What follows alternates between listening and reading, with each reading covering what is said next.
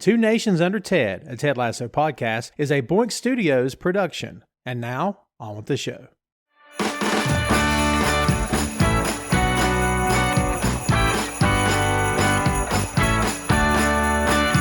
Welcome back to a brand new episode, the Chrismas episode of Two Nations Under Ted, a Ted Lasso podcast. If you're only listening to the audio, you may have heard sleigh bells on the opening music, huh? But if you're watching, not only did you hear sleigh bells, you're seeing Chrismas because there's two jolly elves here on the screen. The third elf we suspect he may be jolly, but we're not sure yet. He's in a union. He's in a union. They're only allowed X number of hours per week to be jolly. So I'm fixing at the moment. It's the elf strike in England. That's why I just got a green hat, but it doesn't look like an elf hat. Scab.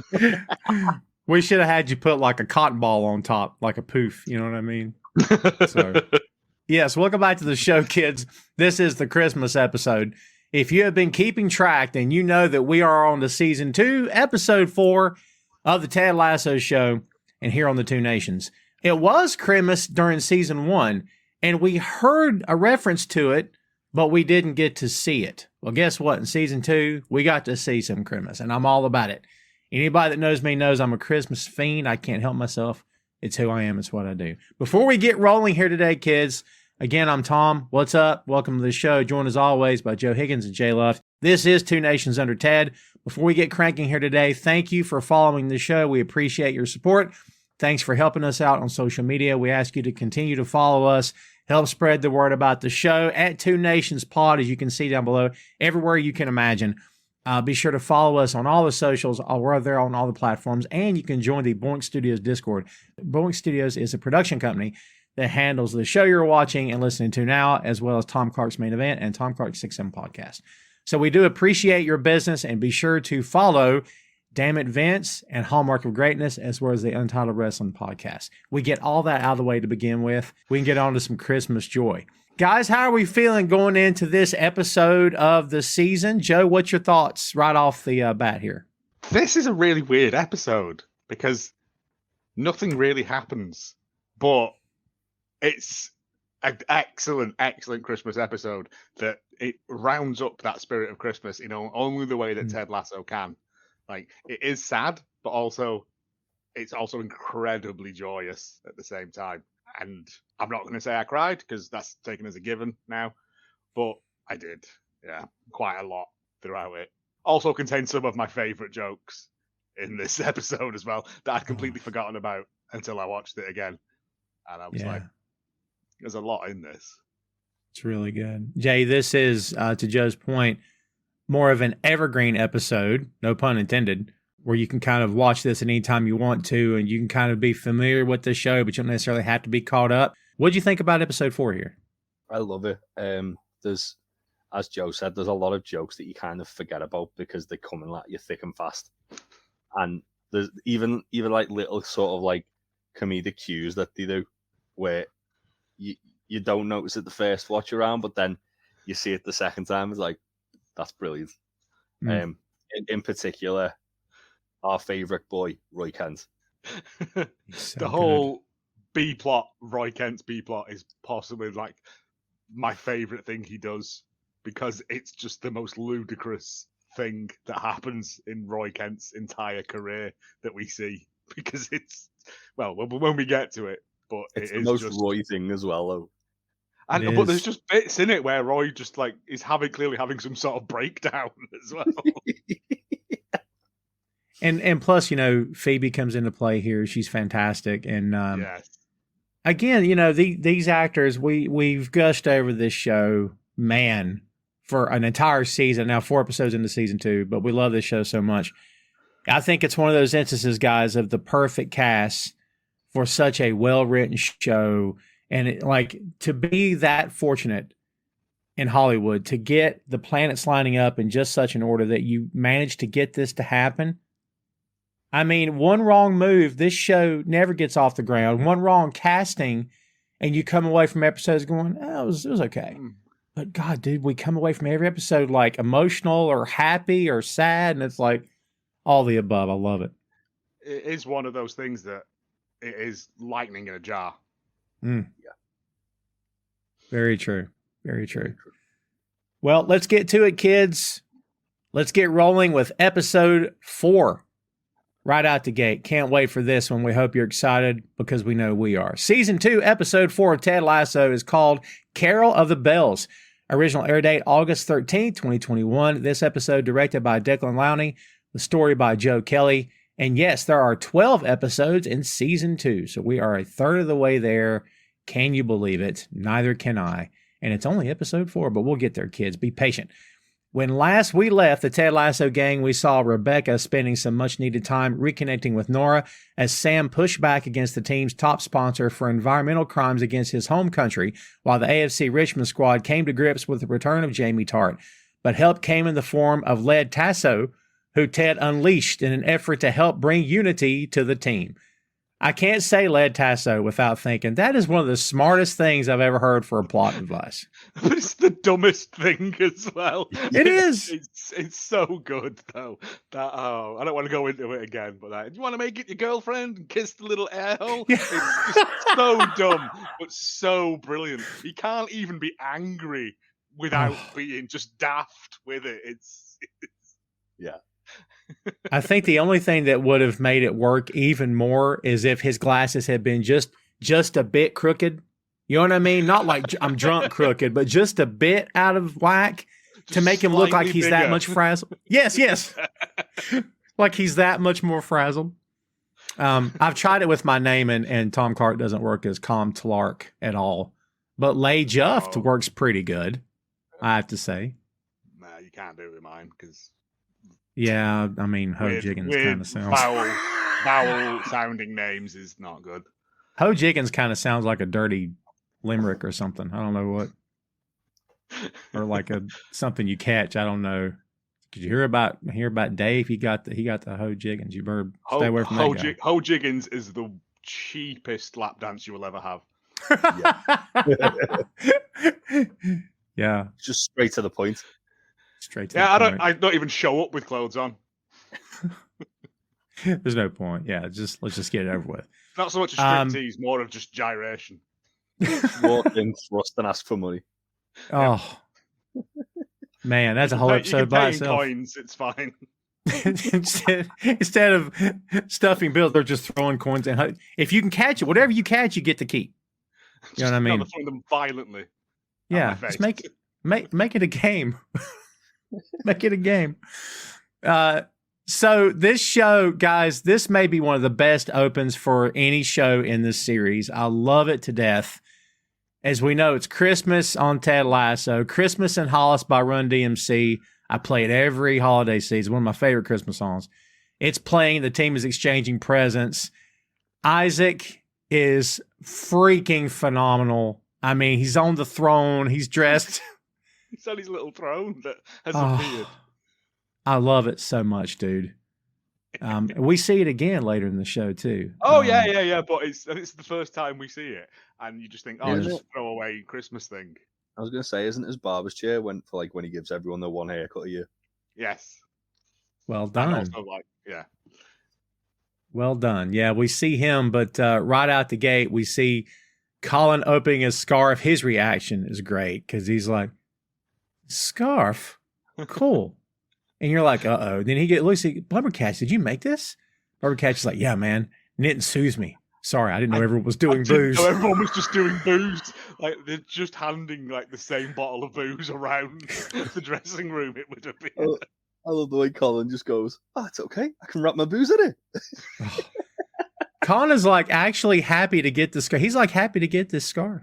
Yeah, it's something someone's made for him. It shows, they are a team. They are... thinking about each other, and it's I've made you a scarf, and I'm like, that's really nice. It's really good. This is the spot where you see Isaac in the pseudo Santa outfit with the dark glasses and the big chair.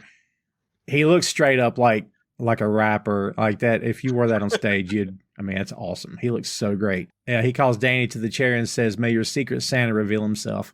It's Jan Moss, of course, and he jumps up and someone yells, "More booze!" which is awesome. Yeah, I love this. As just as a side note, I love how this team has truly come together. Like they didn't really seem at odds in the first season, even when Ted got there. It's just they didn't have any direction. None of the guys were really bad except for Jamie. And, the bit with Colin and Isaac was rough. But the rest of them were, hey, we're glad to be here. We're ready to play. Let's try to win. But, man, to see how far they've come as a team.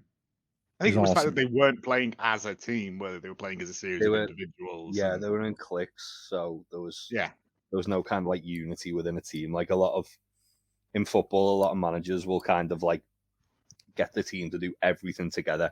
It's not like an uncommon thing that like you only see in this show. Like they'll like get them to train together. They'll get them to go for like a meal together before the game or after the game or the night before the game. They'll get them to do like activities together to essentially just create that friendship and camaraderie. Yeah. Team bonding. I like it. Also, to point out the football thing as well. Yeah. This would be Christmas morning. Yes. They have to train on Christmas Day because they have a game on Boxing Day, so the 26th. Right. Okay. Oh yeah, they literally say what you're going to do with the rest of your Christmas Day. Right. And I was like, do they think on Christmas? And then I looked it up, and because they have games on Boxing Day. It's why a lot of European players don't like coming to play in England, because it's a strictly like English thing. Like a lot of European teams will take like a winter break from like the end of November or mid-November to like mid-January. Huh. Just because like a lot of countries are a bit more colder than here. Like Germany, for example, I remember seeing a game that was played in like January, and it was like -13, and the goalkeeper was having to like have a coach basically do exercises with him to keep him warm. Wow. While he wasn't like actually doing stuff. So like it's one of those things. A lot of European clubs will have a winter break. England doesn't. England plays a game on Boxing Day, and that means the players have to train on Christmas morning, which is dedication. But so here's a question. So during the cold months, are there heaters brought on the sidelines like they do in American football for the players? A lot of grounds in the Premier League now will have like undersoil heating. Oh, so nice! It's to essentially keep the ground dry, or as dry as it can be. Because if it's a downpour, it's not going to act fast enough to like dry out the grass. But also it keeps the players a bit warmer. That's what I was thinking. Obviously they're running around anyway, but undersoil heating absolutely helps. I would say that's interesting. I didn't know that. So in Ted's office, the guys are exchanging gifts, and Nate has given Ted a photo of their first win. This foreshadowing, children, stabs you in the heart later. Okay.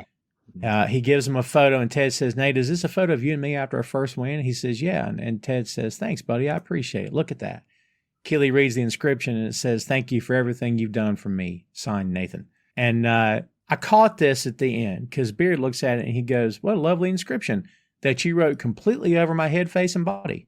Yeah. And that was basically a little throwaway gag like this show does, but Nate gives him a look as if to say, sorry.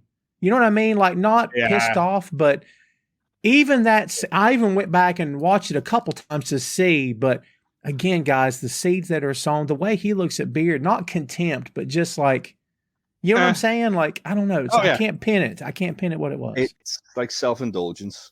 I'd say self-indulgence and I don't need you anymore sort of thing. Right. Like, it's literally a look that he just does. And it might have just been an acting choice, but knowing what we know about Nate, it comes across as you're beneath me now. Well said. Like I said, like Beard just laughs it off as like, you just written all over me. That's fine. Shout out to Nick Muhammad, who is freaking great. Like, we talk a lot about Nate the character, but Nate the character doesn't live without Nick Muhammad, and he's freaking awesome. Yeah. They're all drinking. Really, they're all drinking whiskey in the office as well. They are. Like they've all got like quite full tumblers of whiskey as well. Like Ted splashed it around, possibly, but didn't see any boiling water knocking about, so probably not. No. But yeah, it's just one of those things. It's like we've had to come and do this, but there's no reason we can't like have fun with it. Like, I imagine Sure. the training was basically do some laps, we'll run a drill, right? Come on, we've all got places to be. Right, yeah. It's cool because Higgins references the guys in the locker room. The guys are having fun, and Higgins says Secret Santa's a fun new tradition, as is half day for Christmas. Ted says we got to be responsible and save our legs for tomorrow's game. They toast to responsibility, and Beard says if we get this Boxing Day win, we'll finally have more wins than losses. And the camera refocuses on the board behind him. Jay, what did you note on that board? To be honest, I didn't really take much attention of it because it was just it was mainly like a tally chart, wasn't it, with like the wins and losses they had and the draws. I didn't think if there was anything like specific that we should have known, No, I mean it's one of those things where they'd be in the table, like you'd expect them to have had a lot more wins and draws than they did. I literally think it was like 2 wins, 2 losses, and a lot of draws. Yeah. Given like the fact we know obviously what where they finish at the end of the season, I'd expect to see a hell of a lot more wins there. It's not impossible, but it's extremely unlikely. But it essentially indicates that they've got to pretty much win every game now. Yeah. Between Christmas and the playoffs, or with the end of the season, which would put them near the playoffs or the top 2. In the championship, it's a bit different to. Well, it's different to a lot of promotion things. So instead of just the top 3 teams getting promoted, because obviously the bottom 3 teams get relegated, it's the top 2 teams get automatic promotion, and then 3rd to 6th place will have playoffs. So essentially, I think it's 5 games. So a home tie and away tie. The winner of that then goes on to a final. It means that so Luton, who got promoted to the Premier League this season, they didn't finish 3rd. I think they may have actually finished 6th and just scraped into the playoffs, and then ended up winning the playoffs and getting promoted to the Premier League. So it adds a level of unpredictability to it, but also given what Higgins was talking about with finances in the last episode, it would actually be more beneficial for Richmond to qualify by winning the playoffs than it would by 1st or 2nd, because you actually get more money from the playoffs than you do from winning the championship or finishing 2nd. Only because of TV revenue, but because they televise all 5 games, so you'll get that, but then you'll also the payout works out more as well, because there's more risk for you for a team that's finished 6th, for example, going into the Premier League, than a team that's just dominated the league. Interesting. I talked about foreshadowing earlier with Nate. We get more of that here. Ted asked Nate what he's doing for the holiday, and he says he's spending it with family that his dad is notoriously hard to buy for. Ted says, he's the kind of guy that just, he was one of those guys that likes to buy everything for himself. And Nate says, no, I wish. He just hates everything. And that's pretty dour. We do get a reference to Jane. I don't think we get enough Jane. I enjoy Jane with Beard live and in person, because I know, but it's one of those things with Jane is that she has that kind of Captain Mannering's wife sort of thing of it's better that she exists off screen, that we don't see her, because then you can sort of just imagine all of these things that you all of these famous spouses that you don't see. I do when Jane does show up, everything just gets instantly more chaotic with it's like that fuse of just he's frazzled. Nonsense gets lit. We do also see when Higgins mentions the Secret Santa, it cuts to the locker room, you can see through the window, and Will has just got this massive wedge of cash that everyone's thrown into for him, and he's just got a big smile on his face, which is just a lovely thing as well. They wouldn't have done that for Nate, would they? When he was Kitman. Well, toward the end, maybe, but not. Yeah, I feel like they would have until he become a coach. I don't reckon they did any of the Secret Santa stuff. Oh no, they didn't. But I mean, when Nate went around with the box in the first season, Oh yeah, they were horrible too. Yeah, they were all horrible. Like, but until they, Roy kind of there's a couple of grand in there. everyone in the place. Like, Oh yeah. I love as well. Like it's one thing that you don't really notice the first time you see it, but obviously it plays into the scene. But you see Jamie just sort of pottering about in the background, getting closer to the door. Yeah. We're gonna get to his spot in a second. I freaking love. Yeah, I don't want to rush this, but I want to get to Jamie get going. It's so freaking good, man. I had to go back and watch it. I went back and watched this episode like 3 times just because I love it so much. It might be one of my favorite episodes of the show, if I'm being honest. I really love it. It's just like you said, it's an evergreen episode. Like it is. You could watch this with no prior knowledge, and it would still work as a tremendous thing. Knowing what what we know, it is even better. But if you showed this to someone who had never seen an episode of Ted Lasso, they'd laugh at the jokes in it because it's just a Christmas episode of a sitcom. Sure. Yeah. But there is more levels to it and stuff like that. But is this where Rebecca comes in?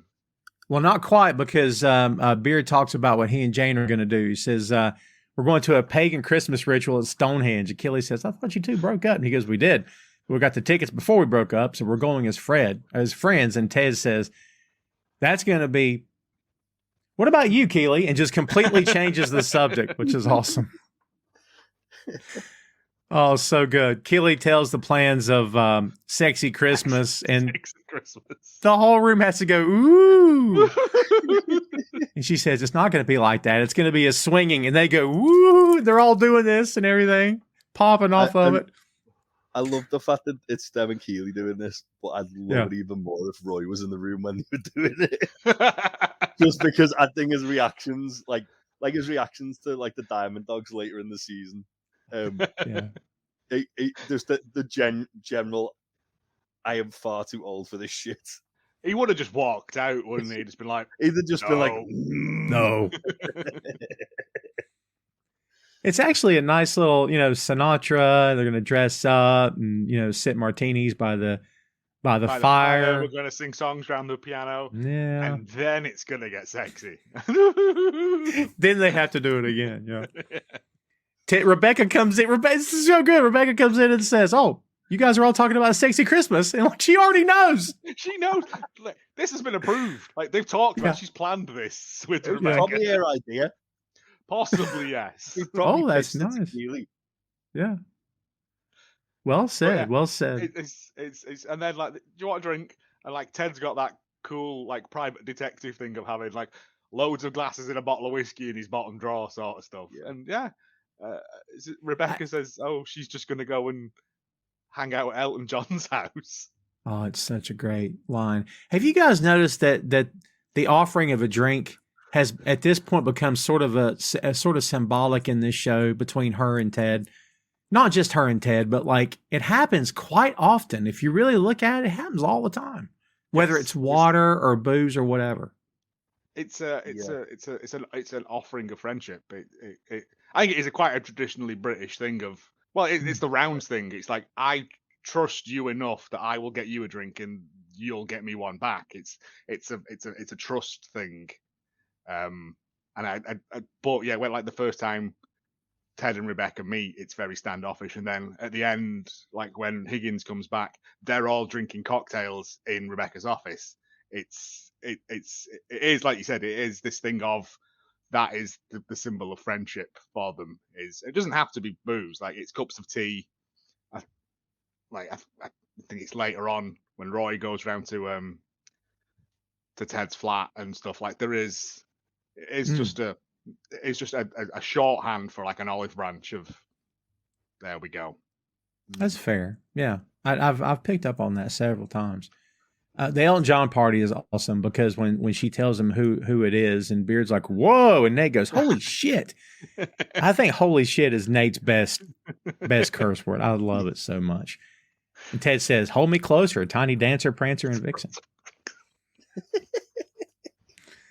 I'm really good with that. Great throwaway joke. She says, it's actually rather lovely. We just sing carols around Elton's piano, and hopefully Rachel Weisz and Daniel Craig will do their puppet show again. He says, that sounds like 00 heaven to me. Higgins' turn kind of sounds tame in comparison. Not that it's not important, but it sounds tame. when he talks about, they host an open house for players who don't have family in town. They do it every year. And we usually get 2. And he leaves it there, and you kind of feel bad. It's like, well, that's all that shows up is 2. But man, again, guys, that's planted.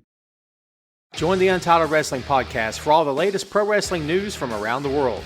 Want to dive deeper? Interviews, fantasy booking, roundtable discussions, quizzes, video game streaming, watch-alongs, and a lot more can all be found on YouTube and wherever podcasts are available. You can also find the show on social media, Facebook, Instagram, and YouTube at Untitled Wrestling Podcast, and Twitter, Twitch, and Discord at Untitled Rest Pod. Follow, subscribe, and download today. So, and I think it's said in such a way so you'll remember it, because later it's paid off. Yeah, it's Higgins' thing of it's for the club. Like, he's giving his family's free time to make sure players are gonna have at least a memorable Christmas day, if nothing else. And that's how much he loves the club, which makes all the stuff about him leaving and stuff all that more dramatic when you think about it in hindsight. It does. It's the little things for Ted, man, that he, so many little things he's done for this club, the way he's inspired people. And oh man, it's freaking awesome. I'm getting off on another tangent, but yeah.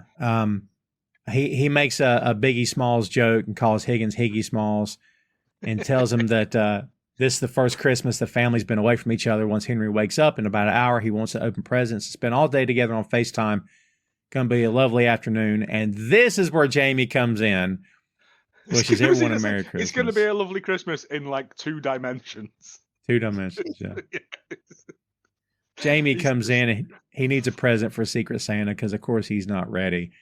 She goes, "Did you not buy a Secret Santa gift?" He says, "I didn't know I had to." I didn't know I had to. The email said Secret Santa, so I didn't want to ruin the surprise. And he's not confused. He's sure of himself. I didn't want to ruin the surprise, like, did I? I've done a smart thing there. Like, I don't know why everyone else has done this. And it's like, oh, Jamie. Did you catch Rebecca's reaction? Everyone sort of gives like an exasperated look. Rebecca's like, "Oh, Jamie," and she takes a drink.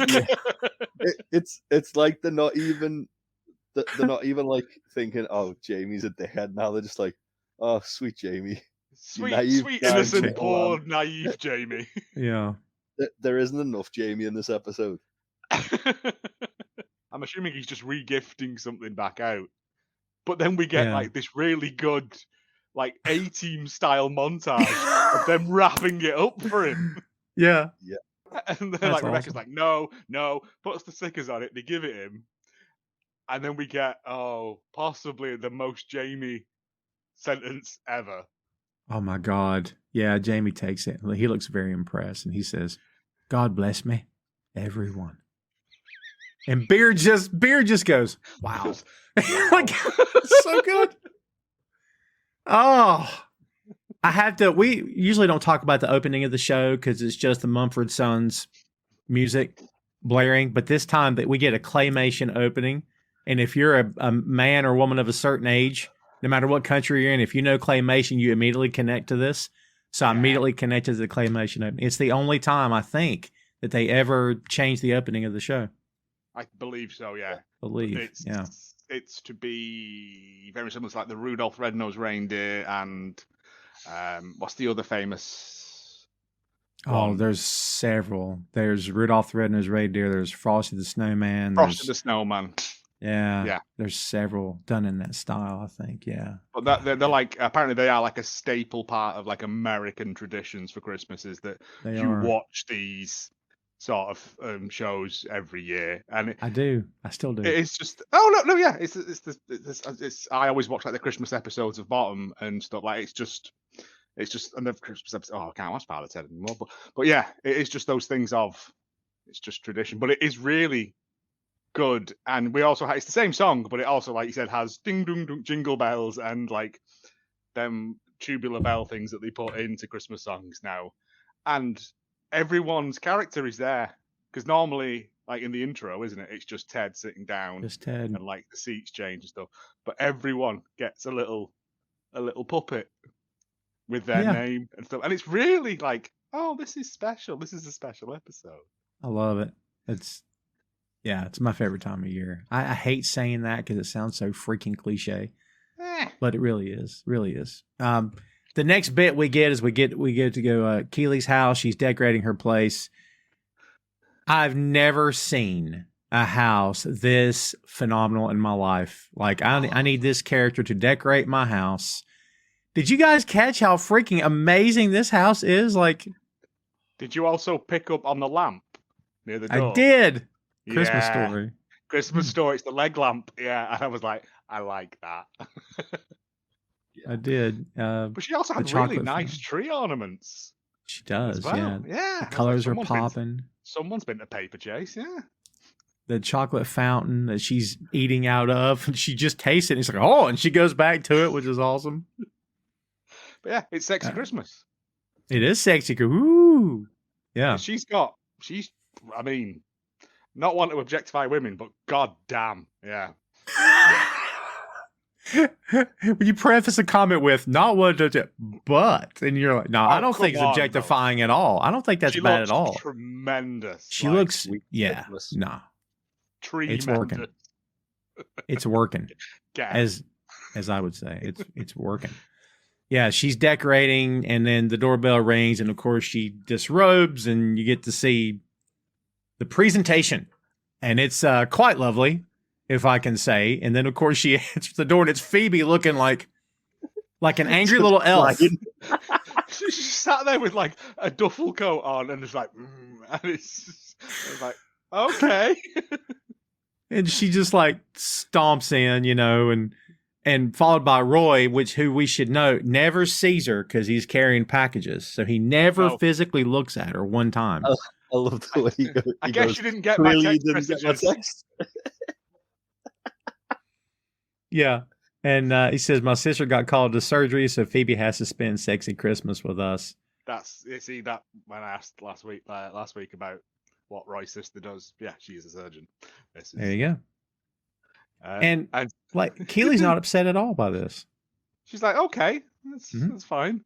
And so she's like, well, we'll just do sexy Boxing Day. And he's like, I can't do Boxing Day. I've got a commentary thing. What about the day after? Well, we can't do that because I've got and it's like, what is it? Sexy December the 28th. That's something they decide. The sexiest of all the days. The sexiest day of all. Yeah. But it's like, that's the sign of a good couple. They're like, okay, we were going to do this thing, but things have come up, right? We'll just work around it. That's just how life is sometimes. But then, Roy turns. He's brought all these bags with him and stuff, and he's like putting them under the leg lamp, which is bizarre. But I don't know. And then he just turns around and he's like, it's like the like the Mask sort of eyes on stalks. Just holy fucking shit, you look incredible. Yeah. It's a great little moment. These two have really come a long way. I love it. It makes me hate what comes later. Foreshadowing, but at the moment, everything's well. So we won't dwell on what may or may not happen in the future. I'm not spoiling anything. Stop. Future-proof, yeah. Right. We go to Higgins' house and the Beach Boys are playing. We see a photo of Cindy Crawford. Did you guys catch the photo of Cindy Crawford? I love the Cindy Crawford photo. Yeah. It's like a little memorial right there. Poor little cat. A tiny shrine to Cindy Crawford. A tiny shrine. Higgins brings out a huge gift. It's clearly a surfboard. The family are cheering on the son to rip it.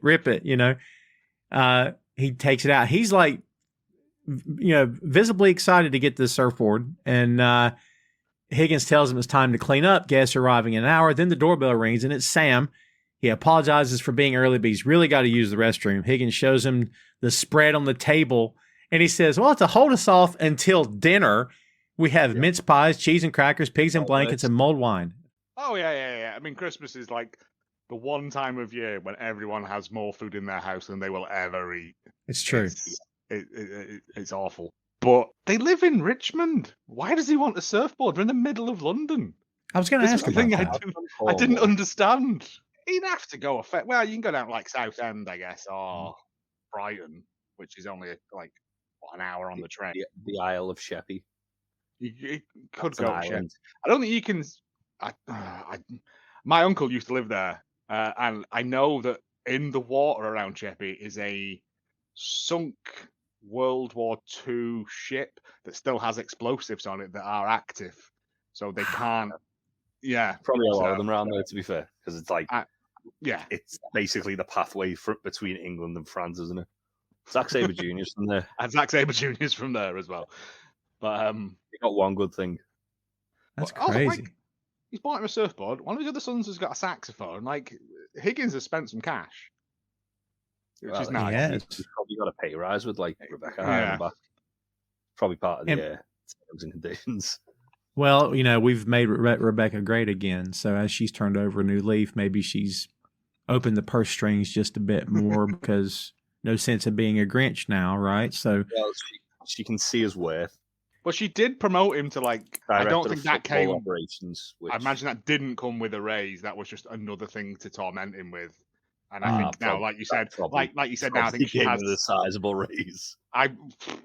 He would have took it though, wouldn't he, without the raise, just to keep on the books. Like, but I think she may have seen his worth, and they're not going to be like struggling for cash.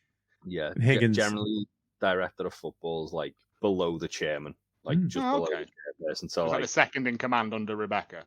they're the person, like they're essentially the person who runs the club day to day, while Rebecca would do like kind of Big not stuff. PR, but she'd be like the face of it, but Higgins would be like the person getting his hands dirty and doing all the actual paperwork, work for the team.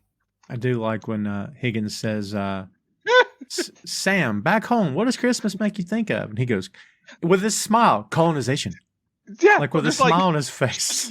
Just colonization. Yeah, I can see that. So It's like, again, we had friends. It's one of those moments when we get a joke followed by an immediate reaction / disarming moment. I love it. It's awesome. Yeah. Higgins' son stands up as well, and he goes, Sam Obasanya. He's like, fuck those thingies. And then Sam looks at Higgins, and Higgins goes, we're allowed one swear. Yeah. It's just really good. And what was it? We have friends there who celebrate Christmas, so we make jollof rice with goat. And he's like, oh. And then Sam goes, well, I put chicken in it. And he's like, oh, thank God. Yeah, thank God. Which, I mean, to be fair, goat's really nice. Goat's nice, yeah, man. I've never tried it. It's a nice meat, especially in like jollof, because it's like slowly marinated. It'd be nice but it's just, again, it's Sam going, not everyone's gonna like it. Everyone likes chicken. Yeah, it's adapting to the Western palate. But he's like, also, I do need to use your toilet. Yeah. He's so polite. Besides Danny, you had to. He's like the most polite player. He stands there for so long talking, and then he's like, "No, I really have to go," and it's just, oh, bless him. So while all this is great, Ted's situation is not so great because he's doing Christmas over FaceTime, which is what it is. Even if they were together still, he's on the job. He can't just be home at a moment's notice, right? But he opens up a mini dartboard that his son gave him, and he loves it. And it's Henry's turn. He opens up a drone, and he says, "Dad, you got me a drone?" He says, "I know. How irresponsible is that of me, considering all the issues of privacy these days?" Which is nice. He tells him that Mrs. Claus has charged up last night, so he should be good to go. Henry wants to go try it out, and then Michelle gets the laptop, and you can tell the minute he sees her, he's very polite and friendly to her and everything. But like, you can sense the tinge of sadness that's still there, and they. You come from both though, can't you? They're both very like cordial with one another, but you can tell it's like they're being like that because they know there's that underlying awkwardness between the two, and it's the first Christmas like actually apart. Yeah, but that's true. As a divorced. Yeah, sorry, that's what I should have been elaborate on that. But yeah, it is that thing of, it's like, oh, how are you? Oh, I'm fine. Oh, well, I've got to. It is just. It's kind of heartbreaking. Like? Yeah, it is that sort of thing of, what time is it there? Oh, yeah. It's just, it's polite and awkward, and it's one of those things where you never see Ted sort of lost for words, but he doesn't know what to say, because what do you say? It's Christmas Day. Like, and you're talking to your ex-wife while your son's off flying the drone around. Like, there's what is there to say? It's a really weird thing that I think it's the only time we ever see Ted at a sort of, I'll go then. Yeah. Because he loves his son, and I think he still cares about her as well, but he had that awful divorce. He had that horrible, and like, he's on his own. Like, he's not even got a beard. Yeah. I mean, it's weird, isn't it? Because like, it was a mutual thing at first, but you can tell he's like the one who's kind of got the worst of it. Yeah, he's away from his son, his horrible son. Yeah. I mean, at least the other child actors in the show were better than Henry. And it may have been that it was mutual, but he didn't want this. She did. We knew that she kind of had to have this. He never wanted this. So yeah, he's going to be the one hurting more, I think. Yeah. And also, like, spending Christmas Day on your own is legitimately like the saddest you can ever be. It sucks. I did it for several years, and I was fine because I just drank, played Warcraft, and watched the Doctor Who special. But like, if I was a normal person, I probably would have been quite upset. Yeah. Right, but it's just another day for me. But with Ted, and you can tell that Ted's a big thingy guy, like you. Like, it's a big thing. We get everyone round and that sort of stuff. And it's him on his own in a strange land, in a flat, on his own. Like, he's not even got his best mate with him because he's off at Stonehenge watching a load of beardy people wrap ivy around some rocks. Like, you know, I mean, it must be a horrible thing, which is why he ends up drinking whiskey and watching It's a Wonderful Life, which is not a fun film to watch if you're drunk. It's a great film, but it is, yeah, it's true. Because of the hills and valleys of this show, we go right back to something funny, which is the whole bit with Keeley, Roy, and Phoebe. And Phoebe's classmate, Bernard, bought her toothpaste and mouthwash because he told me my breath is rancid. And Roy says, right, where does Bernard live? And Keeley says, immediately goes to violence. You're not going to go and beat up a 12-year-old. And Roy's why not? Why not? Yeah.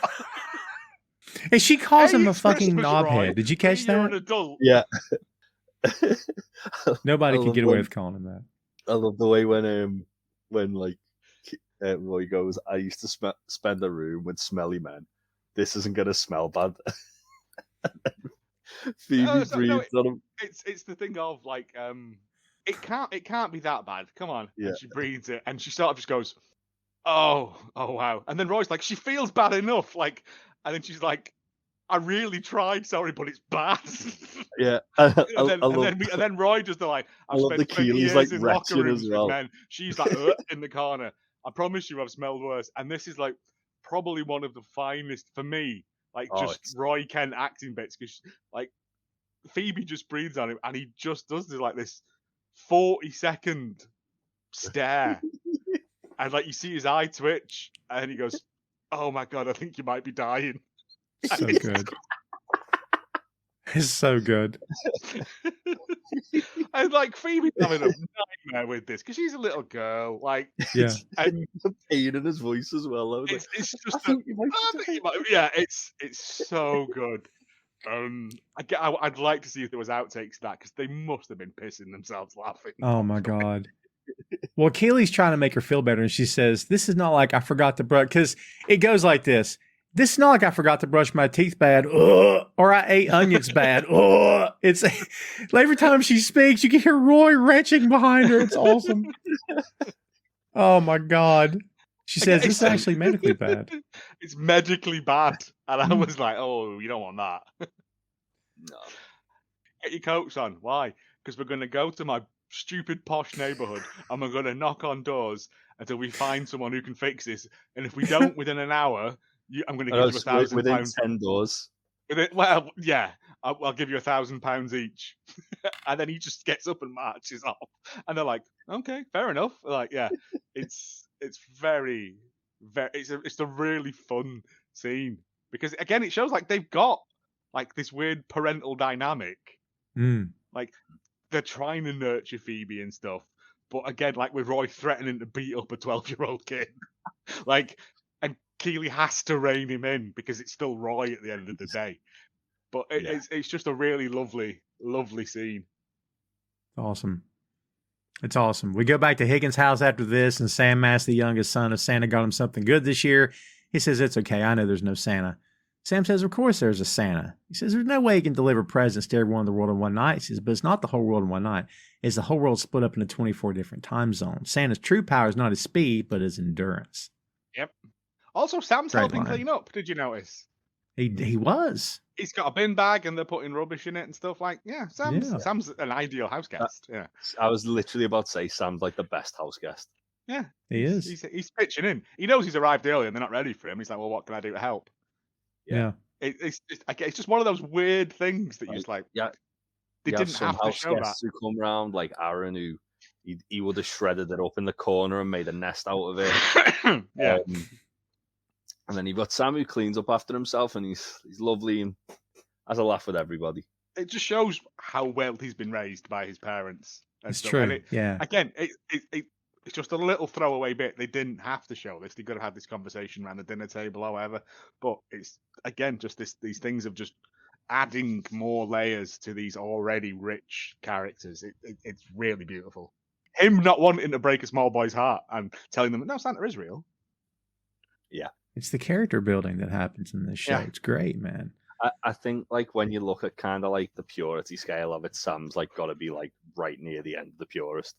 Oh, yeah. Mm. Like he's got the most purest intentions out of everybody, and he's like furthest paragon you can be. Yeah, if everyone could be a bit more Sam, yeah, Yeah, no doubt. the world would be a better place. We see Danny, Jan, and Richard show up with a woman who will come into play later. Danny says, talks to Higgins' wife and says, my mother was very happy I wouldn't be alone on Christmas and insisted I bring a traditional Mexican poncha. If you want to be a little bit cheeky, you can put some tequila in it. She smells it and goes, Danny, it already smells like it has tequila. And he says, yeah, this one is pre-cheeked. It's pretty cheeky. It's great. That's already 4, so he's already 2 above what his normal intake is going to be. Like, Yeah. It's just that fun thing. It really is. And like you can see them going, well, this is great. Like Higgins is so happy. The whole family are, because They are. they've got the team there as well. And it's again just one of those really nice bits, because I think that isn't the cuts after this where other players like who aren't named just show up as well. Mm-hmm. And it's like, hey, everyone's here. Richard had brought a Montelar family tradition, foie gras champagne. Hopefully I didn't mispronounce that. Foie gras. Is that right? Foie gras. Foie gras. Foie gras. Oh, man, yeah. I had the actual spelling, and I kept thinking you should spell that the way it sounds so you don't mispronounce it, and I did not do that. Yeah, it doesn't matter. Yeah. Champagne and a fancy stinky cheese. Jan Moss says, Jan goes, I brought fried chicken. And he's happy, and Higgins goes, is that a Christmas tradition in Holland? No. No. He just leaves it at that. It's awesome. I brought some fried chicken. I mean, I'd be It happy. is in Japan. It is. They have KFC, don't they? There is That's quite right. a lot of cultural crossover with Holland and Japan. Oh, Really? I did not Yeah, know like that. so there was a guy who was on the Japanese national team it was about 10 years ago, and it was like this 6-foot white guy. Well, sorry, 6'4" white guy who's like just like stood next to all like these like Japanese fellas. But he was a Japanese native, but it was that his parents were Dutch and had migrated to Japan like when he was like 5 or something. Wow. All right. So there's a lot. I think there's a lot of like business between Holland and Japan, and that's why there's like a lot of kind of back and forth between both nations Didn't know of that. like sort of emigration and stuff like that. Nice. Fair enough. Yeah. But yeah, I was just like, I'd eat fried chicken at Christmas. It's I better would, than the yeah. traditional Christmas dinner for me. I'll- Yeah. That's what you have on the evening buffet, mate. No, you have leftovers on the evening buffet. Oh, I don't. Like all the horrible dry turkey that's left. And... You get that. You get all the shitty party food, and you put that in the oven. That's why you gravy the hell out of the turkey and get dry gravy the hell we have. I think we make pizza Christmas Day normally. Make our own pizza. I'm okay with that too. Neither of us like Christmas dinners. I don't like roast dinners. Like I've got a shoot me friend as a who does that. He's not really Christmassy, so him and his partner will do like they'll plan like a meal like a really fancy meal that they'll make together on Christmas Day instead of like a Christmas dinner. Yeah, I like Christmas and all that. I just don't like Christmas dinners. I don't see why someone should have to spend the entire morning in the kitchen cooking when they could be opening presents and like enjoying the Christmas day of it. Yeah. I leave so many episodes of this show hungry. I'm going to do it again today. I swear to God. All the time. Do you love films that have the same plot over and over and over and over again with only slightly different looking people in the main roles, but just don't have time to watch them all? You do? Then simply listen to Hallmark of Greatness, the only podcast that takes you through such masterpieces as Love at Sea, Love at Christmas, and A Volcano Sacrifice for Love. See a pattern here? Available wherever you get podcasts from, and also find us on social media by looking for Hallmark of Greatness. All the time. I knew that as soon as we were thinking about Christmas dinner, I was like, yeah, that's love some pigs and blankets though. Jay, oh yeah. Controversial Yorkshire pudding on a Christmas dinner. Yes or no? Yeah, obviously. Well, Yorkshire pudding on any dinner. We live in a society. Yeah, that's true. We're not animals. Jesus Christ. Oh, that's good. Anyone who doesn't have Yorkshire pudding on a roast dinner needs to stop words themselves. Needs it, yeah. Need the red shake. They need to have a long look in the mirror and go, why haven't I? Literally the nicest bit of any Sunday dinner. We're going to have to do a food trade at some point. We've been threatening to do that. I was going to say, Tom, like we're threatening to do something in London at some point to go to the pub. We should get a Sunday roast while we're there. Yeah. Just so Tom can have a Sunday roast. Chew through a Sunday roast. Yeah. Oh, man. Yeah, definitely going to have to. A banging Sunday roast, to be fair. Definitely going to have to eat after the show.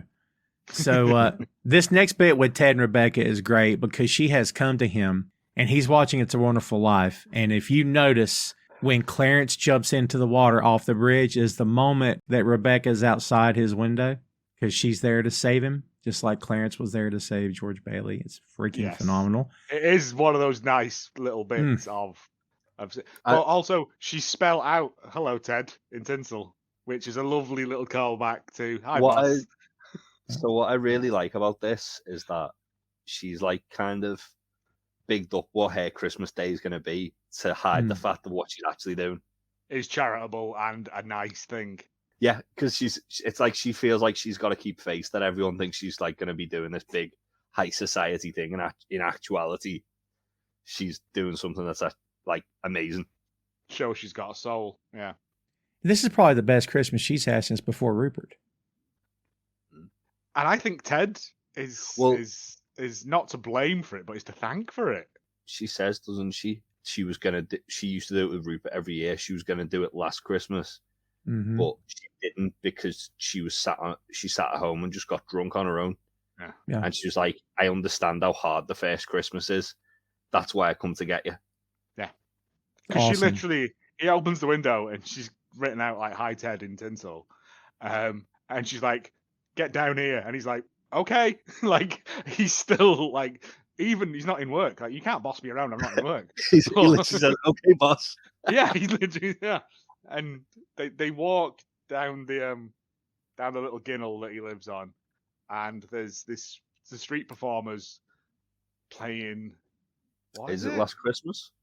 I think it is Last Christmas. Yeah, which is okay because it means it's Christmas Day. They haven't been whammed. Yeah, well, we've not been sent to Wham Holler. Yeah. Anxiety's already getting me. Don't worry about it. Well, he asked her if they're going to go to Elton John's party. He said, "We're not going to go to Elton John's party, are we? If so, I'm underdressed. I could go back in and pop on the Donald Duck suit I've been bringing with me everywhere." And she, for a moment, she goes, "You look perfect. Don't worry." And it's that little moment where all the wackadoodles say, "See, they should have been together." All those people are going, "Yeah, they are." And I'm like, I think he felt that because she meant it. This wasn't a nicety to say to someone because you're being courteous. She meant it. Yeah. Well, they knew what they were going to go and do. If he puts a Donald Duck costume on and then they go and drop him presents off, it would look weird as fuck. Like, but he's just in his clothes. Like, it's what I mean is when she says you look perfect, I think people could take that to mean he's dead sexy. She's attracted to him. No. But like when she says you look perfect, I think that's a compliment aside from the whole Donald Duck thing, that he took, like, when she says things now, she means them. Yeah. You know what I mean? Because her heart's back. I don't think it's sexual in any way. No, not at all. No. I think it's just, you look good, man. Like, you look fine for what we're about to go and do. One thing as well that's kind of just like dawned on me is obviously her like rescuing Ted from being alone at Christmas. Yeah. Is like her way of repaying the favor for him being there for when she was like going through the really hard part of like Rupert leaving her. Yes. Yeah. Because he was like and trying rubbing to it in her face. Yeah. Yeah. Because Ted was basically trying to be that supportive friend, and that's her way of kind of like going, all right, my friend needs me. And it's true. It's kind of like backs up that it's like platonic. Yeah, and like Tom said as well, I know how hard the first Christmas is. She knows what he's going through because she's literally just been through it. And what better way to show your friend that you're there for them than by going, come on, we're going to go and do something incredibly awesome for some underprivileged kids. Because Ted, Ted was 100% into that. But if she'd have told him, like, it would have ruined the surprise. Yeah. And we get to see buskers again. Do we know who these folks are? Because I didn't bother looking that up. Is this anybody that we should know? I don't think they're... I doubt Great voices, by the way. Great voices. They sound phenomenal. Because we see them later on in the episode. Because he says, I love the buskers y'all get over here. Always reminds me of that movie Once. You ever see that? She says, great film. He says, yeah, I loved Once so much I saw it twice. He puts some change in the hat, and Rebecca puts a handful of bills in there. He says, that's what I get for taking a tinkle next to John Holmes. Yeah. This is great. Yeah. Again, it's just like, Rebecca's got money. She doesn't, Oh, she's and back. like, they kind of stop playing. I think, does one of them go, shit, or something like that? Yeah. She throws all the money in. Dude, we've never really seen, I mean, we're in season 2 now, so we saw her at the end of season 1. But this is the actual character. What we saw before was a character grieving and in pain and dying inside. And this is the real person here. This is awesome. Rebecca Great again. Yeah, for sure. They come up on her car and Ted says, you drove yourself. It's a Christmas miracle. Mr. Man, the old man, walks by and says, Merry Christmas, wanker. And Ted says, right back at you, sir. And he has to flip him off. Like he makes a point to snap that hand in place. I love the fact Rebecca's like ready to like jump to his defense. He's like, no, it's a running joke we've got. It's fine. Yeah. It's an inside joke, mostly inside of him. Roy, Keeley, and Phoebe go to a nice house, and a kid answers the door. He says, are you going to sing? And they're looking for a dentist, of course. The kid's parents are attorneys, so they move on. And I think, doesn't every door recognize Roy? Yeah. Maybe one or two doesn't. There's a little girl that shakes her head no. Is this the little kid who's like, he goes, Roy Ken. We had the little chat. Yeah. And he's, no, they're lawyers. I love this scene. And we get like Roy doing like a moment. Because they're like, no, we've this is the thing. And he's like, oh, does he tell the story when he pooped his pants? He tells her a story when he shit himself on the bus because he had too much too much milkshake or ice cream. Yeah. And then Keeley goes, tell the full story. Tell the full story. 3 weeks ago. And then the little lad goes, I sometimes poo my pants as well. And then Roy just stands up and goes, well, let's just both try and put a stop to that then, shall we? Awesome. Again, it shows like Roy's like really good with like kids because he's so used to dealing with footballers. Yeah. Like that's the whole like dynamic of why he's like so good at them. But it's just one of those things. Because, well, maybe we should both stop doing that then. And the kid's like, okay. That's great. And then he just walks off, and Keeley's like, okay, thanks, bye, happy Christmas, and like has to cover for him as he just stomps off to knock on the next door. Doesn't he say as well, I can if you can, or something if like I can do it, you can do it. Yeah. Let's try and do that. It's again, it's just these weird bits of Roy becoming more and more human. It's true. The next bit is back at Higgins' house. I had all kind of sentimentality over this bit with the Nerf guns because when my kid was growing up, it became a phase. We bought him so many Nerf guns, and we would do this bit where he wanted to go through the house and search for zombies. So we each had a Nerf gun loaded up, and we would be like going around corners of doors and like playfully kicking the door open, but not trying to break it off the hinges, then firing Nerf darts in there. And then we'd be out in the cul-de-sac, and the shadow of the sun would be behind us. You could see our silhouettes on the ground with like rifles. And I'm like, it feels like I'm in The Walking Dead because I got like trees behind me and woods, and anyway, I had a nice little sentimental moment there. But this scene is awesome as well. It's just a really, again, it's just things like Jay just said, like they are just children, even though they are grown men. It's true. Like, is it Rojas and it's Danny and Zorro.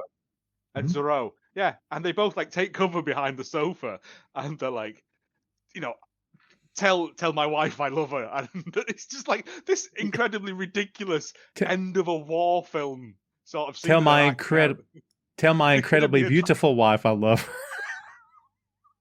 No, I'm not going to do that because you're going to go and kiss her and then set me up with her identical twin sister. and then right as they get up, there's the youngest kid. They're both like just prepared to do like a Blackadder the Fourth over the top of the couch. Yeah. And then the youngest lad just walks by with this like absolute like a minigun, isn't it? Gun. Yeah. It's just like that one from Predator and just mows them down. Yeah. This is the first time we really see Danny and Zorro's kind of like little back and forth. They have every now and again, isn't it, as well? Oh, shut up! Because like you get it more, don't you? After this, after that, like, I got all about that, but again, it's just a weird little scene. But they're like so committed to the bit of playing with these kids on Christmas Day, even though they're like ex-Premiership footballers who, could be in a hotel eating a swanky meal, but they're in like a 4-bedroom terraced house in London, mucking about with Nerf guns. It just goes to show that how they have become this weird family in a way. They have, yeah. This is where the date comes into play, kids, because Richard is playing a football game with Higgins' kid, one of his many kids, and on the gaming system, and one of the other kids is watching his date eating, and he's just frozen as she's eating. I mean, I would be if I was sat in there. I would be too. Would you like a hot dog? Yeah, no kidding. Sam asked him, "Why'd you bring a date to the party?" And he says that the French believe having a beautiful woman around is a good thing. Jan says that was not true with the Helter Skelter murders. Again, and they both really just stopped. Dark and deep cut, and I was like, "Okay, it's a Christmas episode, and we're referencing Charlie Manson's murder of the Tate LaBianca murders." Okay, fair enough. My goodness. But it's just that kid sitting there watching her eat, and he's just like, it's just, yeah. But again, they're sitting there playing FIFA, like in someone else's Higgins' house. Family's just fantastic, aren't they? Yes, it's such a shame we don't get more of them. Yeah, because the Mrs. Higgins as well. God bless the actress, because she's brilliant, tremendous, and she's just happy. She's just happy that people are here. And like they've got now about 9 people in their house, 9 footballers, because all the people more have been coming showing in up all this time, all the way through this, more and more are showing up, and it's just, and she's just like, we'll just roll with it. It's fine. It's all the foreign ones, isn't it? It's all the ones that like obviously can't be home for Christmas. Yes, but again, from what I'm saying, which is why you don't see like the likes of like Isaac, Colin, and Jamie, which, as I say, it's a shame you don't see more of them in this episode, but at the same time, it allows like some of the sort of more tertiary characters to like get time to score. A bit, yeah. But also, it's just that thing of Higgins going, we normally get 2. All of them are here. Yeah. This is Julie Higgins, portrayed by Mary Roscoe, is the actress's name. So, she's tremendous. Yes, she is. Yeah, she's really good. And so we get to the bit with Ted and Rebecca going door to door delivering presents. This is great. A kid answers and says, "Mom, 2 white people are at the door and they're smiling," which is like, I'd be scared, kid, run, because you never know what's going to happen. It's just one of those, like, they've come to do a nice thing and the kid's like, no. No, thank you. No, just shut that door. Yeah. And the story's awesome. But again, show up smiling at your door. You don't want that. No. But yeah, like Rebecca she's like, "Oh, we're sorry. like Santa put the presents on the wrong sleigh and stuff. And she's like, but we're here to deliver them now. We apologize. And she pulls out this girl's letter that she wrote to Santa. Hmm. And I'm like, that's tremendous. It Like, is. I know it's obviously some sort of charity thing or whatever, but Rebecca she's probably got someone to go out and buy all this stuff and label them and put them in bags for each person or whatever, but that she gives a shit enough to do it. Like, it's a really weird and beautiful thing. And then she throws it to Ted, and Ted just like, yeah, Rudolph's nose was too bright and I temporarily went blind. And I'm like, Ted, just stop talking. Like, I was disoriented and I put the bag on the wrong sled. yes, but this has been around the world like 4 times. Like, does that smell like the Himalayas to you? Yeah. I love the way the kid smells. Go, yeah. Am I getting notes of Beijing? And they're like, yeah. You can't help but get sucked into Ted's act outs. It's just one of those things. Everybody plays along. Even strange children that they don't know play along. In fact, who 2 minutes ago were going to slam the door on him and phone the police? Like, but it's just like, yeah, Ted's infectious sort of just good nature of it. Well, like, it would. No, it's like, and then the kid goes off, and the mum's like, "Thank you so much," and they shut the door, and like Ted sees what she is. Like, this is part of that Rebecca. This is I think he he knows she's a good person, but this is like above and beyond. Mm. Yeah, and it's one of those moments that, man, if you don't watch yourself, you'll get emotional. I mean, this moment does it too, because like, and you made the comment about having someone do the shopping. I'll be honest with you, I could picture this character in the stores herself with these lists, maybe with someone helping her with whatever, but show like her Hamleys or whatever, and be like, I need all of this. Yeah. Give me everything in the shelf. I'll take it. Yeah. What's a holiday episode, kids, without a montage? We get the montage of the three of Roy and Phoebe and Keeley going door to door, and then Ted and Rebecca going door to door. We get the montage of Higgins' house, and then finally they've come to the final house. Has Roy, Phoebe, and Keeley. It's house number 10. If this isn't a dentist, Keeley and Phoebe get £1,000 each, and Phoebe says that's like a month's worth in the swear jar, which is great. So that kid's doing really well with pocket money as well. She's getting at least $1,000 a month from hanging out with Roy. When Roy says he has to pop his knee back into place, you see those two turn because they're ready. They've heard this happen before. He just punches his knee. Yeah. But this time, they've reached the dentist. It's a Christmas miracle, right? 10th time's the charm. So they take her in, and she tells Phoebe, congratulations, that's some spectacularly bad breath. She goes, thank you. She's all happy about it. She says, have you been under any unusual stress lately? Have you been smoking? Any new medications? And then we get to the bottom of it. It's new antihistamines that she's been prescribed. They have a cat, and she's allergic. The cat is Dolphine. And she goes, we rescued her, but I like to think that she rescued us. That's a great line. Oh my God. I will say, all this as well is filmed from like one side, so you think it's just someone in their house. It's all filmed in someone's front room, and it's a really good payoff in a second. But it's one of those things why I really like Phoebe, because she's like, yeah, I think she rescued us, and she's like, oh, and Keeley's like, no, and Roy's just like, we can just get rid of the cat then. Yeah. You only had her a month. We'll get you a new one. It's Phoebe says, my dad's attitude to stuff. Yeah. Phoebe says, but we're soulmates, which is great. Oh, Keeley assures her she won't have to give the cat up because that would be an insane thing for your uncle, who loves you and is not a monster, to suggest. I was about to say, I love how like Keeley's like reaction to Roy is just like, what the fuck is wrong with you, Roy? Roy's a problem solver. Yeah, fair enough. He is. It's true. Oh my God. Yeah. What's wrong? Allergies? Get rid of the cat.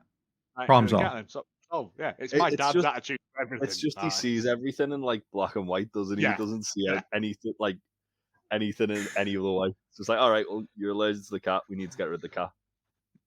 She asked the doc if there's something else that she can suggest, and then we see the dining room full of people at a big table waiting. Full dining room, and that flipping lad is there again. And I'm like, Tommy. It's Tommy. Is he called Tommy? Right. Yeah. Yeah, and he's like, "Can I get an Aussie?" Yo. I think I hate this person more than I hate Ted's son. Like, I hate. He's always ready. It's like, yo. He's always ready. And he's like, okay, yeah. And he's like, no, not with you. With Keeley. She was a formulative person in my teenage years. And Roy's like, ugh. And she's like, why? Keeley's like, why don't we all take one around the tree together? And Roy's just seething. Like, Roy's like literally ready to murder him. Yeah, that's so much better. It's just like through gritted teeth. Yeah, he says, not with you. I mean, you're a legend at Chelsea, but shit at Richmond.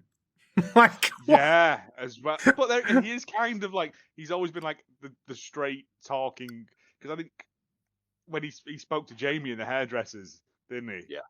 Yeah. It's the same thing. If he is just one of those horrible people nowadays that just like have no filter of social conscience. It's just like, I'm gonna say it as I find it, and think that that's a good way to live your life, apparently. Yeah. No filter at all. So evidently they get a prescription for Phoebe and her bad breath. And in the midst of this, we see Higgins' house, and they have connected all these tables together, including the surfboard and the pool table. So everyone has a place. I felt this moment. If you have ever been a part of a family, whether it's 4 of you or 12 of you, you feel this moment of, all right, you sit there and you say, kids, you want to sit over there, and we'll, everyone's on different height chairs. Like, yeah, it's that thing of we've had to get the emergency chairs out of the shed. One of them's definitely a wallpaper table. Yeah, probably. 100%. Like, someone sat on an ottoman. They've got like the table that the telephone sits on in the hall, like, because they're old. Like, it is just this beautiful thing of. But instead of just like doing it on smaller tables, it's got to be one big long table because it's Christmas. Yes. Right. Yeah. Everybody's got to be together. Yeah. Everybody's got to be together. I felt that moment. There's been so many things that the three of us have talked about where I'll go, what? Or you two guys will go, what? But stuff like this is universal. The idea of family and Christmas and let's come together and be happy and forget the nonsense for a day and just be together. I love it. I'm a sucker for this stuff, man. So they do get the prescription and they go to this pharmacy, which you can tell the owner's trying to leave. Oh, and, no. He's wearing like his pajamas and everything. He's knocked him out of bed. The dentist has literally gone, 3 doors down, Thingy's a pharmacist. And Roy's gone, right, come on, 100 quid. I need this filling now. Like, great. And he's like, oh, okay, fair enough. And gone down. And they're like, okay, now that's that solved. And it's awesome. It's like, what was it? What else do we need to do? Because they end up buying like markers and poster board off him. They go to the kids' house, don't they? No, but I think Phoebe's like, Phoebe and Keeley are like, we need to like, it's Christmas, we need to make this right. Or there's just something weird that happens. So what happens is that Keeley says, doesn't this feel better to solve the problem rather than go beat up a little kid? And Roy is obviously mulling this over as if he's considering, and then he says, he asks the store owner, for the poster board and the markers, because he's got an idea. I think Roy's the one with the idea. For another 100 quid. And the guy's like, fine. Goes back in. And we go back to Ted and Rebecca, who are wrapping up their activities for the evening. And Ted says, how long have you been doing this? And Joe, this is what you referenced earlier. She says, for years, but then Rupert, and then it trails off. And she says, I should have done it last year, but I just sat by myself instead, drinking and plotting horrible things. Ted goes, oh yeah, like what? And they just let that go, and she smiles at him. And she says, look, I know all too well how stunningly shitty the first Christmas after you get divorced can be. I just wanted to make sure you're okay. He says, well, I am now, a lot better than I would have been if I just drank whiskey all day and watched It's a Wonderful Life on repeat. That could have gone dark. Yep. Yeah. Oh, yeah. Oh. they talk about Elton John's party, and he asks her if she's thinking twice. You're willing to miss a puppet show by Daniel Craig and Rachel Weisz? Because that sounds like a lot of fun. Don't get me wrong. They are incredible, but all I really wanted to see this two do together is fuck, which is a great line. Holy crap. Oh, man. He says, do you have any other ideas? And offers to drive. And he's like, I'll drive. And she's like, Ted Will's on the other side. He goes, oh, that's right. I'm the one with the accent here, which is good. Good line. This is the bit where Roy and crew show up at the kid's house. There's a couple things I noted during the course of the episode. Number one, it's awesome. But number two, kids in England answer the door a lot. A lot. Did you, again, Jay, this might be a thing that, but if you were the youngest, you went and answered the door because, you were the slave of the house, basically. You're playing with me right now, right? No, you'd always go and answer the door. Oh, wow. I was messing about. I didn't know you were being serious. No. Not because I was the slave of the house. Me and my brother. No. I don't mean like that. But it was the kids always answered the door because your parents were doing something, and I'll go and answer it, and it'd be like, Mom, it's the man from the gas board. I genuinely had no idea. We'd be more excited to see who's at the door. Like a dog. Yeah. Yeah. Get out my brain. Same brain. We'd be more excited to answer the door than our parents, who's like, oh, God, who's this? It probably isn't like that now. I don't know. But also, he's in an incredibly rich area of London, so I'm guessing they're not going to get, scallies knocking on the door, trying to defraud an old lady out of gas payments or, all the horrible stuff you get now. See, this is why we would never have kids answering the door in this country, because we would be immediately suspect. Who's at the door? You just automatically think it's going to be trouble or someone trying to hurt you. You know what I mean? Yeah. Simple as that's where I live. No. I don't know whether it happens now. But I wouldn't have my kids answer the door either if I had any. No. No. I hate answering the door as a grown-up because I'm like, there. The thing is, my door has a glass panel that's frosted on the thing and a peephole. But if I go to look at the people, they can clearly see me through the frosting. So the peephole is irrelevant at this point. So I perfected a technique of peeking out of the curtain a bit and then going, oh, it's someone in a high-vis bib. They're going to try and make me sign up for autistic dolphins or something. And you can go away. Yeah. That's just and dolphins are the monsters of nature. They are. They are nature's bastards. Yeah. And again, I did not know that. I really didn't know that. That's interesting. Christmas Day as well, you would probably have aunties and uncles and stuff visiting. So your parents would be doing stuff, putting out cold cuts and stuff on the side, and you'd be like, go and get the door. And you'd be like, oh, it's Uncle Jeff, and it's that sort of thing. But yeah, he opens it, and it is, what's he called, the lad? Bernard. Oh, Bernard. Mm-hmm. And we just get this really good Love Actually rip-off thing. Yeah. Which is a terrible film, but this is a good homage to it. That's the cutest little boy I've ever seen. He's great. I just can't envision that little boy being a little jerk. He looks so genuinely embarrassed and ashamed of himself. Do you know what I mean? It's awesome. Boy can glare in a hole through. Well, that's fair. And one of those signs, she says, however, unless you make thoughtful amends, you will stink forever, and you'll have to deal with him, with the arrow pointing to Roy, who growls at him. Yeah. And then the next sign says, and her, and Keeley goes, I'm so sorry. She's apologizing. Oh, my God. And then she forgives him. And again, she's the cutest thing ever. And he apologizes. So all is right in the world. I love this. And then we wrap up the episode back at Higgins' house. He proposes a toast. To my lovely wife, Julie, my sons, to you and all your families back in Lagos, Guadalajara, Groningen, Cordon, Montreal, Benin City, Harare, I think, Kingston, and Santa Cruz de la Sierra.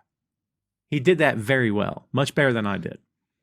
So they're all happy. Which is apparently where all of those actors are from as well, which is a nice little wink. Nice.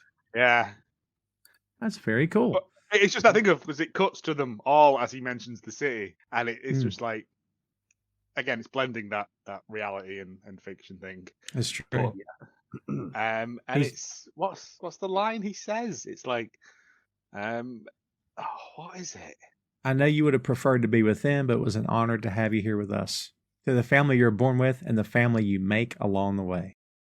Hey kids, Tom Clark here, and did you know the very podcast you're listening to right now is available on boinkstudios.com. BOINK, Boink Studios is the home of Tom Clark's Main Event, Tom Clark's 6M podcast, and Two Nations Under Ted, a Ted Lasso podcast. Visit the site today for links to every podcast platform, social media, special announcements, and a lot more. Check out the site and bookmark today, boinkstudios.com. If that don't make you cry, nothing will. And it is just like, I think of like, this cements them as like, a weird family. I know it's people that you work with, but yeah. But, and most importantly, to Richmond. Yeah. It also kind of like, this is like what kind of cements Higgins as like the heart and soul of the club. Yeah. Like that, he is that speech, like, that's it. Like, he loves the club. He's like a servant to the club, and he'll do anything for it. Well, like I said, we don't know how long he was doing this for the 1 and 2 people that would have showed up. Yeah. It is that thing. But you can guarantee that they would have always had a great time. Oh, yeah. Well, a lot of football clubs, they'll have like someone who's like kind of there to, kind of like a minder, I guess, where they're there to sort of like help people who've moved to the country integrate into that culture a little bit easier. But it's never like that personal. It's usually like, oh yeah, like you can stay in my house while you like get yourself on your feet.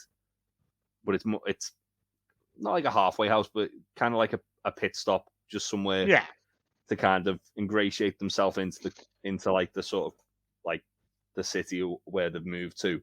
But then they're on their own, and they'll obviously like form bonds with teammates and stuff like that. But it's not like, as far as I'm aware, there's nothing that's like this, which is what makes it so important. It is that thing, like you said, of just, if this doesn't make you cry, then you have no soul. Yeah, you have no soul. Ted shows up with the buskers from earlier and Rebecca, and they're singing because Rebecca can wail. Hannah Waddingham is a freaking queen. I'm telling you, she's great. Yeah. And Higgins pulls a double bass outside with him, and the team all come out. My note here is they're all singing together, and damn, I love this show. So, it's Christmas, baby, please come home.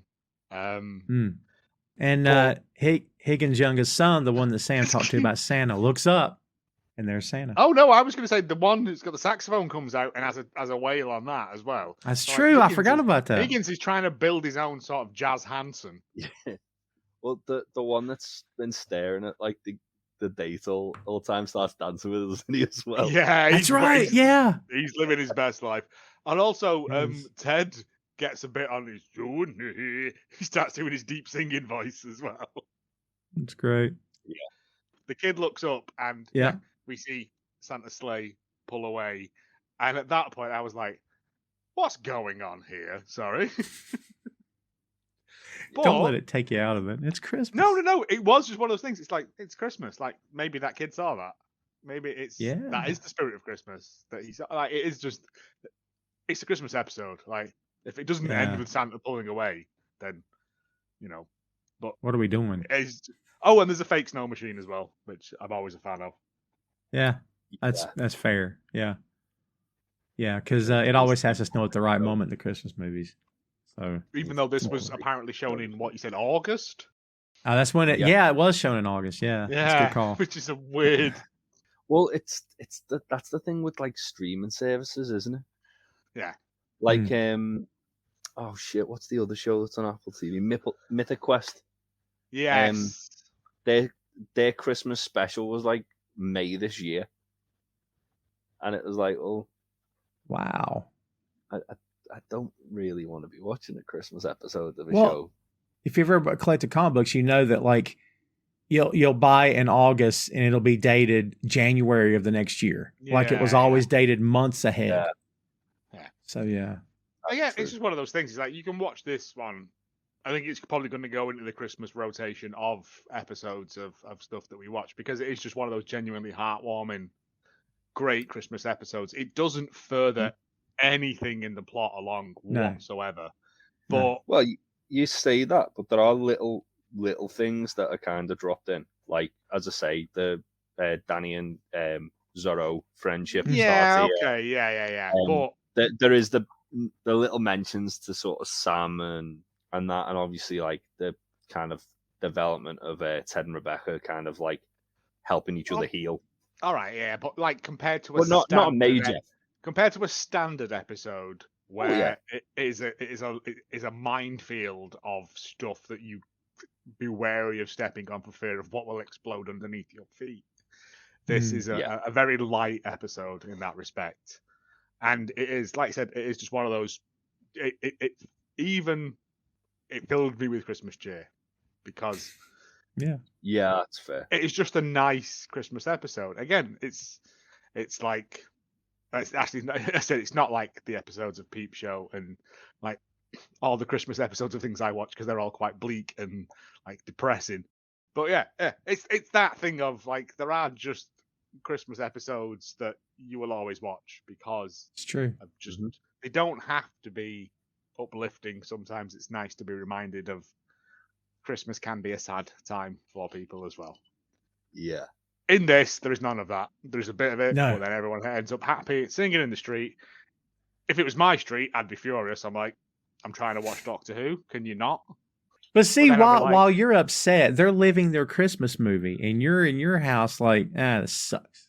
Oh, it's not that. It's like where Higgins lives is like everyone comes out and they're all joining in, and I was like, in Britain, that would not happen. Right, of course. People would be angry. The police would have been phoned at some point. The closest I've had for that was it snowed one year on Christmas Day, but like really heavy snow. And we all like drunkenly went out in the street and had the snowball fight. Yeah. And there was this like one guy who like was like trying to, he was like a neighbor's boyfriend. And he was like, if any of those snowballs hit me, there'll be beef. And us all being drunk went, but it's Christmas, we're eating turkey. And he just got really upset and walked back into the house. Mate, like, snow is one of those really good levelers of everyone. Like, you can't be sad in snow, especially in Britain, because we get it so infrequently that when it happens, it feels like a special thing. Yeah.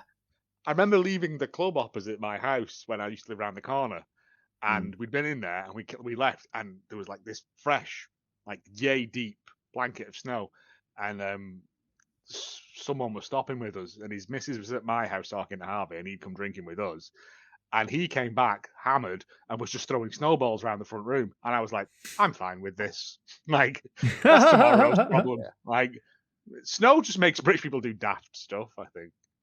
Oh, well, it does it here in this country as well.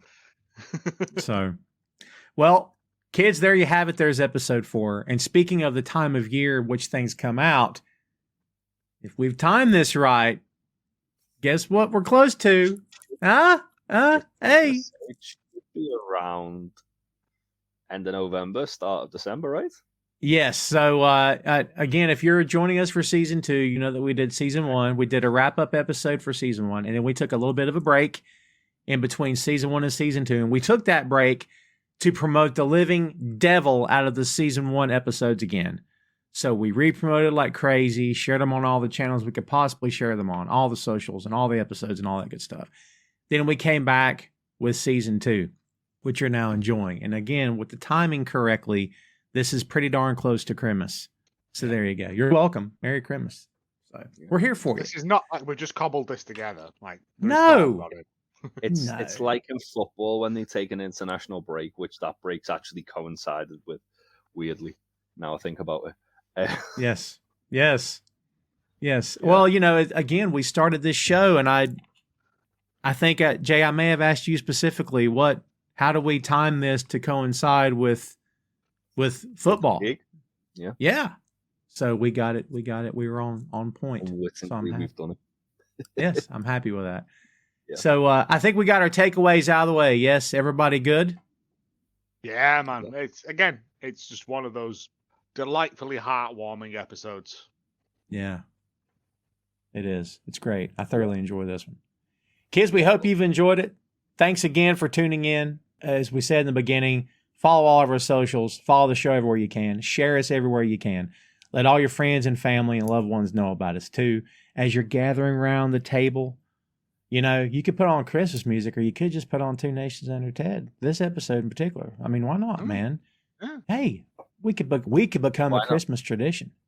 Why not watch the episode, listen to this episode, and then watch the episode again Yeah. to see Right. what we pointed out. We're We going to do missed. the a cappella version of Ave Maria. We've all been practicing, yeah? I didn't sign up for that. You can do the bass part. I'll do the soprano, and you're like the Okay. mezzo soprano, Tom, I believe, yeah? Because you've got quite a high voice. Who, me? Me? Yeah. Yeah. I've been told that the more excited I get, the higher pitched I get. Whether that's like excitement or anger or joy or whatever. And once you know that, you'll hear yourself and you go, "Oh God, they're right. I do that all the time." I should stop talking at that point, yes. They know.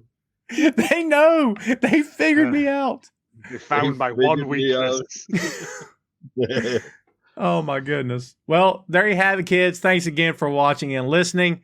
Be sure to check out episode 5 coming your way real soon. Thanks again, as always, for being there. And hey, Merry Christmas, Happy Hanukkah, Happy Kwanzaa, Happy Holidays, however you celebrate it or don't celebrate it. Hope you have a great one. Thanks again for watching and for listening. And we'll see you next time. For Jay and Joe, I'm Tom. See you next time, kids.